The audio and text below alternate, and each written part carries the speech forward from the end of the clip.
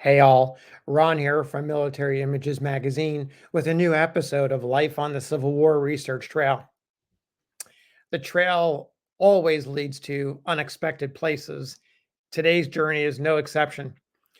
It began with a provocative inscription on the back of this portrait of First Lieutenant Prentiss M. Skinner of the 20th Michigan Infantry and took me to Washington, D.C. at the war's end, then on to the Bozeman Trail in Dakota Territory, and finally to an insane asylum in Ypsilanti, Michigan.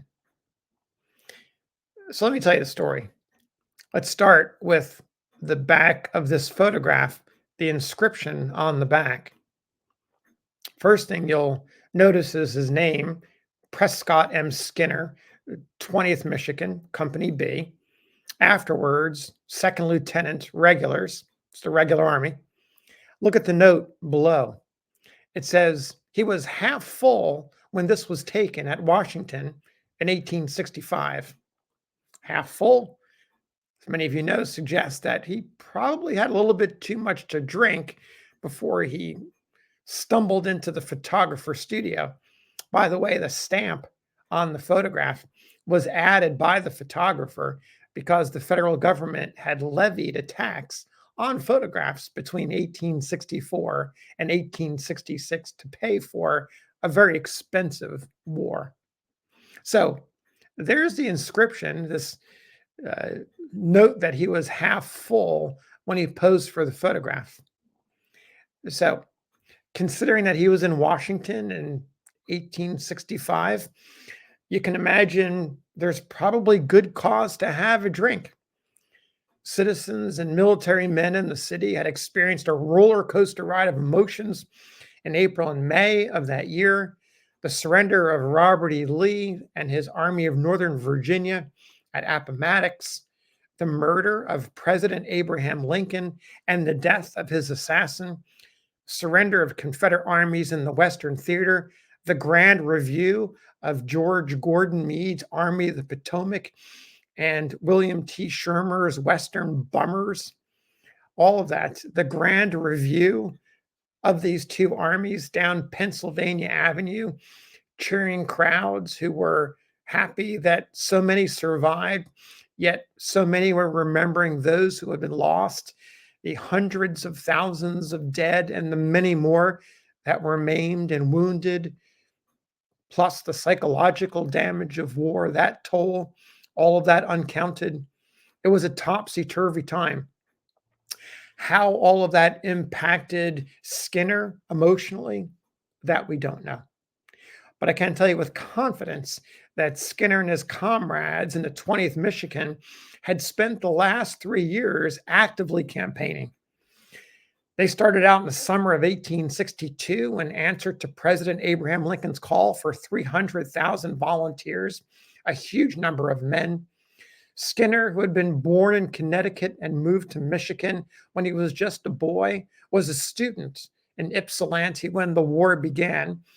He set aside his books like many other young men and joined the Army. He started out as a first sergeant in Company B and then reported with his regiment to duty with the Army of the Potomac on September 23rd, 1862, on the battlefield of Antietam, just 5 days after the fighting had ended.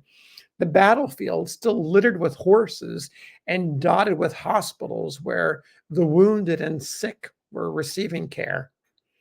The 20th Michigan was assigned to the 2nd Brigade of Wilcox's division in the 9th Army Corps, and the 20th remained with the 9th Army Corps through the rest of the war.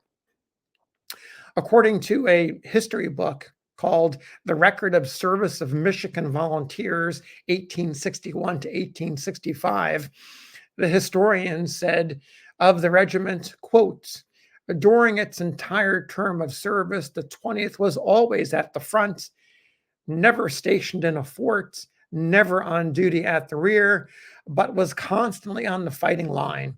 This included Fredericksburg, operations in Kentucky and Tennessee, the Vicksburg campaign, the decisive battles of the Overland campaign in Virginia, the siege of Petersburg, the fall of Richmond and Appomattox. Skinner proved a good soldier, moving from first sergeant to first lieutenant by early 1864. Following the triumph and tragedy at the war's end in Washington, Skinner and his comrades participated in that grand review and then promptly left for Michigan and disbanded in early June of 1865. For most of those men, the war was over. They went back into society, melted back into society, rejoined their families. But not for Skinner. In February 1866, just months after the 20th disbanded, he rejoined the Army, this time the regulars, with a second lieutenant's commission and an assignment to the 18th U.S. Infantry.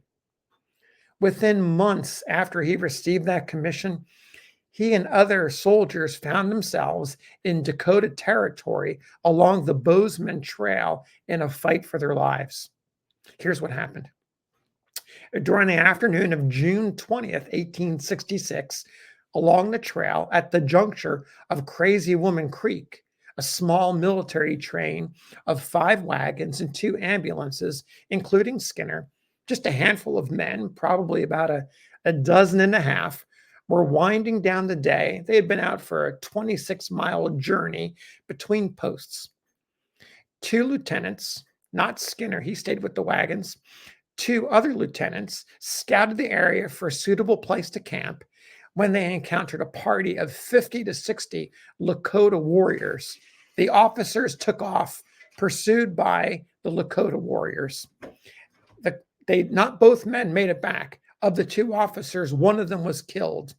Lieutenant Napoleon H. Daniels was hit by arrows and taken out of action, toppled from his horse. The other officer, George W. Templeton, made it back to the train, circled the wagons, and hastily prepared a defense as the warriors came on. The warriors did. A fight ensued. The arrows were flying, the bullets were flying, and Templeton soon realized that his position was untenable. They were surrounded by ravines in this low-lying area around the creek. And in that situation, the warriors could easily hide and pick off the soldiers one at a time. So he made a difficult decision, and that was he was going to move the wagon train up a treeless knoll, another hill, which was going to be much more easy to defend. So here was the plan. He arranged the train in terms of 2 wagons, followed by 2 ambulances, and then the last 3 wagons with the soldiers surrounding it. Skinner and other officers and about a dozen men would act as an advance guard to protect the flanks and the front. And then 7 men with another officer would be the rear guard.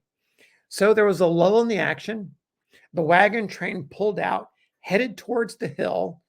The warriors realized what was up, and then they took off also to the hill. It became a race to see who got there first. Well, the U.S. Army did, partly thanks to Skinner, who was out in front with the advance. They managed to get the wagons up the hill, circle them again, dig some hasty rifle pits, and protect themselves. Now, they had a long way to go. There was a whole night ahead of them. And then the next day, they had no idea if help would arrive. Around dusk, there was on the horizon, the appearance of a dust cloud. Templeton saw it, and fear ran through his body. He was worried that what he was seeing, that dust cloud, was another band of warriors. He picked up his field glasses, put them to his eyes, and looked, and then realized with relief that, in fact, it was another military train. It was a large train, 34 wagons. They had seen what was going on and were racing to the scene. They got there in time. The warriors backed off, knowing they could not outfight the composed strength of men in 2 wagon trains. And so the day ended, the night ended in peace, and everyone went on their way the next day. On that next day, the soldiers found the corpse of Daniels, Napoleon Daniels, lieutenant, who had been struck down. His corpse had been mutilated. They also found another soldier, a corporal named Terence Callery. He had wandered away at some point. He was hungry and he was looking for some game. He found the warriors instead. This engagement, this fight came to be known as the Skirmish at Crazy Woman Creek. There's various tellings of the story, and I spent most of the day looking through various accounts. The version I just told you, I think is about the most accurate telling of the story. The Skinner's service in the Army lasted about another year. He resigned as first lieutenant. He had got a promotion in October of 1867 and returned to Ypsilanti, where he went on to become a justice of the peace and a member of the county bar. But something wasn't quite right. The emotional baggage that he had carried, possibly from the war, possibly from his experience at Crazy Woman Creek and elsewhere, maybe just parts of his life that we don't know about. Anyway, it was all adding up and took a turn for the worse. In 1884, the county committed him to the local insane asylum. What exactly prompted the move is unclear to me, but I can tell you that he didn't live much longer. He died in 1892 at age 50, according to a news report. He was walking down the street in Ypsilanti when he collapsed and died. The cause of his death, according to the reports, was believed to be an overdose of chloral hydrate. It's a synthetic drug that was introduced in 1869. It was commonly prescribed as a treatment for insomnia. So, did that drinking that happened in Washington, D.C. in 1865 at the war's end, was that in fact a celebratory drink? Was it a precursor to something else? Is it related to the dose of chloral hydrate that was believed to end in his death? Of course, at this time in the 19th century, the idea of post-traumatic stress disorder is unknown, but surely what he saw in the war and what he saw in Dakota Territory had to take a toll on his mind and his body. So thanks for listening, and we'll see you on the next episode of Life on the Civil War Research Trail.